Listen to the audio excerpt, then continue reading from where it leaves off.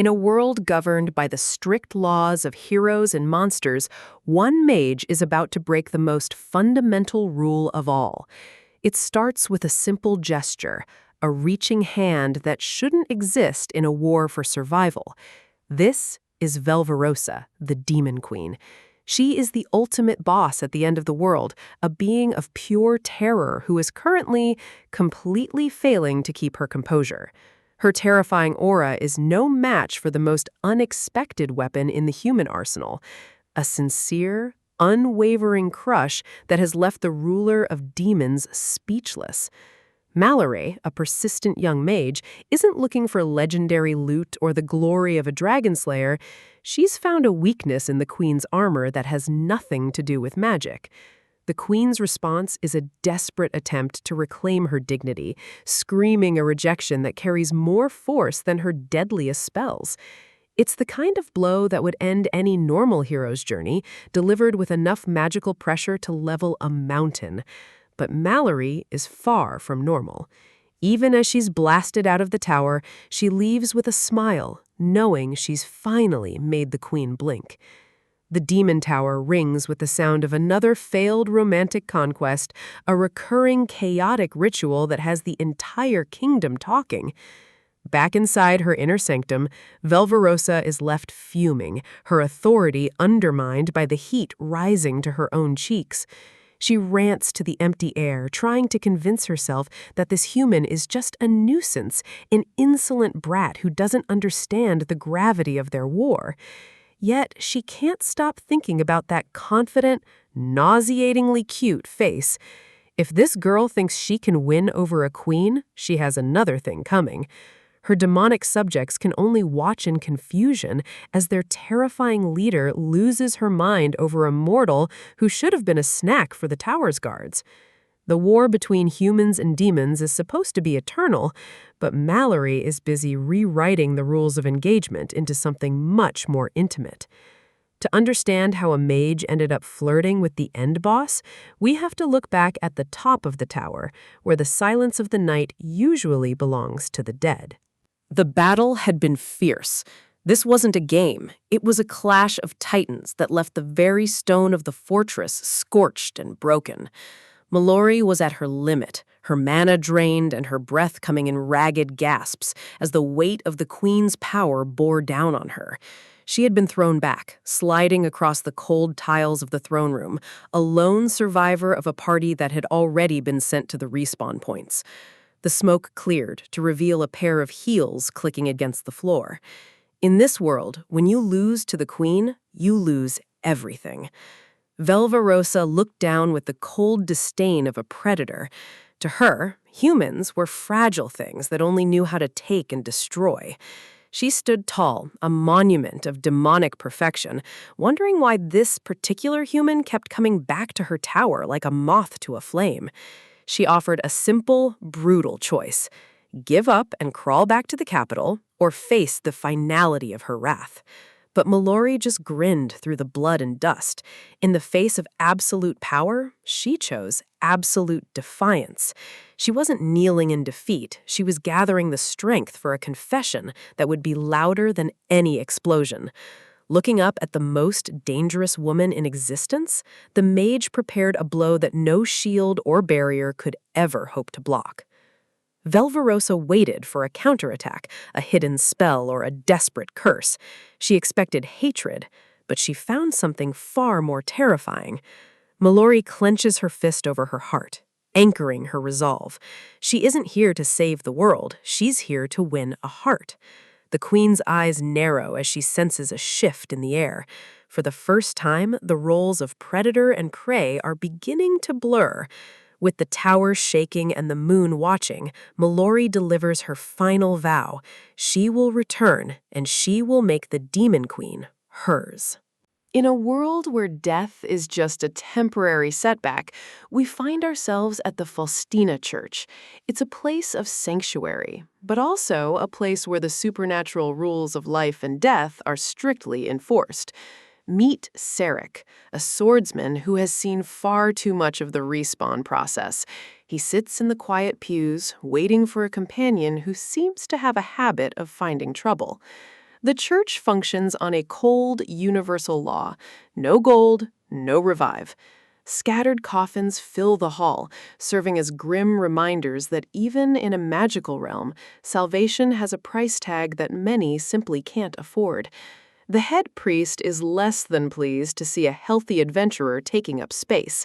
Sarek remains calm, explaining that he's simply waiting for a friend to make her inevitable return from the grave. With a heavy thud that echoes through the stone hall, Mallory's coffin arrives. This is the moment Sarek was waiting for, though the look on his face suggests he's already bracing for the headache to follow. When the priest learns that Mallory fell while facing the Demon Queen single-handedly, his greed turns to genuine pity. Assuming she must be deeply traumatized by such a brutal defeat, he prepares a revival spell for the poor thing. Sarek doesn't bother to correct him. He knows that if trauma were the only issue, his life would be much simpler. He prepares himself for the reality behind Mallory's latest death. As the life flows back into her, Mallory doesn't wake up screaming. Instead, she's blushing, lost in a daze as she recalls the cold, piercing gaze of the Demon Queen who just ended her life. Sarek watches with a hollow expression. In this strange world, Mallory is a unique anomaly, an adventurer who views a lethal encounter with a monster queen not as a nightmare, but as a dream come true. The cycle begins anew. Before she's even fully out of her coffin, Mallory is begging to go back. She isn't seeking revenge or glory. She just wants another glimpse of the woman who killed her. In a world where the boundary between human and demon is drawn in blood, conflict isn't just a possibility, it's the only constant. For generations, both sides have been locked in a cycle of violence that seems to have no end. At the heart of this chaos stands the Demon Tower, a 100-level monolith that serves as the ultimate proving ground for those brave enough to enter. It is the fortress of the monsters, a place where many enter but few ever return. Every 15 floors, a powerful demon general guards the path, ensuring only the strongest can even dream of reaching the summit where the Demon Queen herself awaits on her throne. For most adventurers, the mission is simple and brutal. Climb to the summit, take the Demon Lord's head, and bring peace to humanity through a final, decisive victory. But one young mage is about to flip the script. She isn't here for glory, and she certainly isn't here to play the hero in the way the world expects. Mallory Crowett has done the impossible, reaching the highest level and standing before the throne of the most powerful being in existence. Queen Velverosa looks down at her with a chilling, curious smile, asking the girl if she's truly ready to do what every other human has failed to achieve: take her life. But Mallory's reaction is a complete break from tradition. There's no bloodlust or fear in her eyes, only a stubborn, confused pout that leaves the queen baffled. With a blush creeping onto her face, she insists that the queen looks much better with her head exactly where it is, preferring beauty over a trophy. For the first time in centuries, the ruler of demons is speechless, stunned into silence by the sheer audacity and strange logic of this human intruder. Recovering her cold composure, Velverosa demands to know the truth. Why would an adventurer climb 100 floors of death and shadows if not for glory? Mallory introduces herself properly as a mage from the Adventurers Academy, making it clear that every step she took was calculated for this very moment. She issues a formal challenge. If she wins the battle, she doesn't want the throne. She wants the queen herself to become her lover. Overwhelmed by the weight of her own confession, Mallory lets out a desperate, heartfelt cry of devotion for the woman she has spent her life chasing. The response is swift and scorching. Velverosa doesn't do romance. She does destruction. Mallory's first attempt at winning the queen's heart ends in a literal pillar of fire. Back at the Adventurers Academy, the air is thick with the ambition of students training to become the world's next great heroes. But for the top-ranked mage, the curriculum is a bit unconventional. While everyone else studies monster weaknesses to claim glory, Mallory is busy drafting a very specific kind of battle plan, one titled Strategy, Love, Love. Her best friend, Sarek, can only watch in silence as the Academy's brightest prodigy descends further into her own personal brand of madness. In this world, adventurers are expected to sharpen their blades to end the Demon Queen's reign. Mallory, however, is sharpening her defensive stats just to survive the Queen's hello. Sarek has seen the cycle repeat more times than he can count. He finally asks the question, how many times has she actually thrown herself at the Queen now? Mallory pauses, genuinely having to count. It wasn't 10. She's pretty sure it was her 12th time dying at the hands of her crush. To Sarek, this isn't dedication, it's borderline harassment. But Mallory doesn't see the problem with a little persistent, lethal pursuit.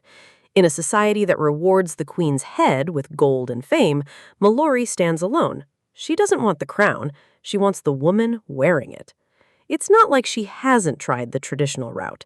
She sent gifts and letters, only to be told the Queen's generals burn them without a second thought.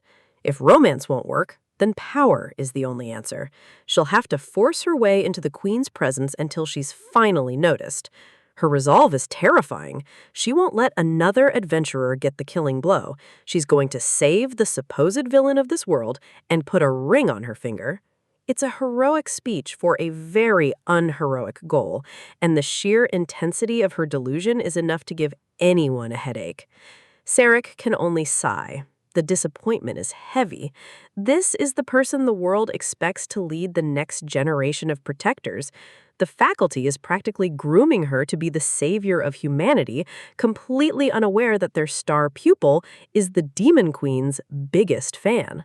Sarek realizes just how much damage the truth would do. If the school ever found out about her obsession, the scandal would be legendary. Mallory catches the look in his eyes. She knows a threat when she sees one, and she isn't about to let her reputation go down without a fight. But Mallory didn't get to the top of the rankings by being defenseless. She has her own set of secret intelligence. If he dares to leak her secret, she'll reveal his. A very specific, very detailed obsession with snake women in hosiery. The sketches are undeniably well done, which only makes the blackmail more effective. Sarek's dignity is officially on the line. The two top students of the Academy end their study session not with a handshake, but with a frantic, screaming chase through the hallowed halls. To the other students, it looks like a healthy rivalry between geniuses. Little do they know, the future of the world rests on a girl who loves a demon and a boy who loves lamias. In this world, the ultimate prize is the head of the Demon Queen, Velverosa. 50 million gold. Enough gold to live 10 lifetimes in luxury, dangling just out of reach at the top of a tower. Add to that the eternal gratitude of the kingdom and the title of world savior, and you have a quest that every greedy blade in the land is dying to complete. It's a literal scramble. Every day, fresh-faced warriors rush into the dark, fueled by dreams of gold and glory that they'll likely never see. But dreams usually end in the dirt. Most adventurers don't even make it past the first floor before the tower's generals turn them into nothing more than cautionary tales. For the queen herself, this cycle has become a tedious bore. Another day, another group of failures, and a throne room that feels more like a prison of solitude. Yet there is one anomaly. A single human who has defied the rules of the tower 13 times already, and her footsteps are echoing through the hall again. Mallory is back, skipping into the presence of the world's greatest threat like she's visiting a childhood friend. She's alone today, and her cheerfulness is enough to make even a demon sweat. She claims she couldn't find anyone to join her party, but the way she says it makes it clear that being alone with the queen was always the real objective. There is a genuine blush on her face. She would rather face the most dangerous woman in existence in total isolation than have a team of heroes at her back. Velverosa can't wrap her head around it. This human has died by her hand more times than she can count, yet there isn't a trace of fear left in those eyes. Instead of drawing a sword, Mallory reaches for a hug. It takes a high-level defensive spell just to keep the human's terrifying affection at a distance. It's exhausting. Velverosa is supposed to be the nightmare of humanity, yet here she is, sighing at a mage who treats her like a schoolyard crush. Curiosity finally wins out. How does a mere student reach the top floor this fast? Mallory proudly lists her buffs, but it sounds more like she's prepping for a date than a siege. But the real mystery is the generals. How does she bypass the legendary guardians who have slaughtered thousands of seasoned veterans? The truth is far more embarrassing for the demon realm. Mallory doesn't fight her way through. She greets the monsters like neighbors. It turns out, if you show up 13 times with a smile, even the most bloodthirsty demon starts to treat you like a regular customer. They're literally holding the door open for her. Velverosa's blood is boiling. Her elite guard, the terrifying monsters meant to defend the sanctity of her throne, are basically acting as Mallory's personal concierge. Mallory tries to play it off as a simple misunderstanding, but the damage is done. The Queen's professional pride is taking a serious hit. It's not just one general either. The entire tower seems to have a soft spot for the stubborn human. They aren't trying to kill her anymore. They're just checking her progress. The realization hits Velverosa like a physical blow. Her entire demonic army has been compromised, not by magic or steel, but by one girl's relentless, cheerful obsession.